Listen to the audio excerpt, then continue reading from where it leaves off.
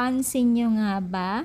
At habang tumatagal, kitang-kita na ito. Ano nga ba ito? So, bago natin ipagpatuloy ang ating paksa for today's video, kung bago ka pa lang sa aking channel, please subscribe po, like, and pakit na rin po natin guys ang notification bell upang ma-update po tayo tuwing ako ay nag-upload patungkol sa Team Kalingap. And please support po natin ang buong Team Kalingap, lalong-lalo na po kila Kalingap Rab at Kuya Bat.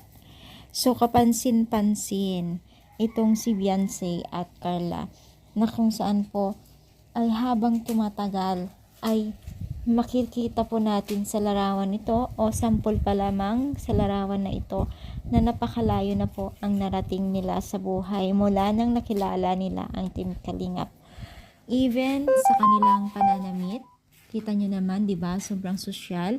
At kita nyo naman, nakabots pa itong si Beyonce. Siyempre, galing yan sa mga sponsor niya. Mga ba, ganun din itong si Carla. Talagang ultimo pananamit nila ay nabago din ang pamumuhay nila. Dahil sa tulong po ng Team Kalingap, even po mga sponsor at taga-supporters po nila. Grabe. Grabe, as in mapapawaw ka talaga, o di ba?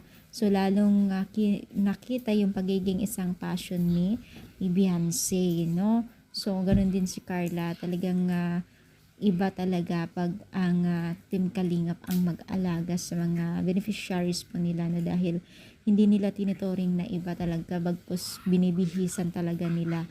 So, congratulations sa Team Kalingap, even, especially Kalingap Rab, Kuya Bal at Jackie, dahil napakaganda po yung kanilang programa, no? Daming nabagong buhay dahil ginagamit ni Lord ang mga pamilya na ito upang maitaguyod na pamilya, mga taga-supporters at beneficiaries nila. Ano yung masasabi nyo? Masaya ba kayo para sa kanila? I-comment down, palike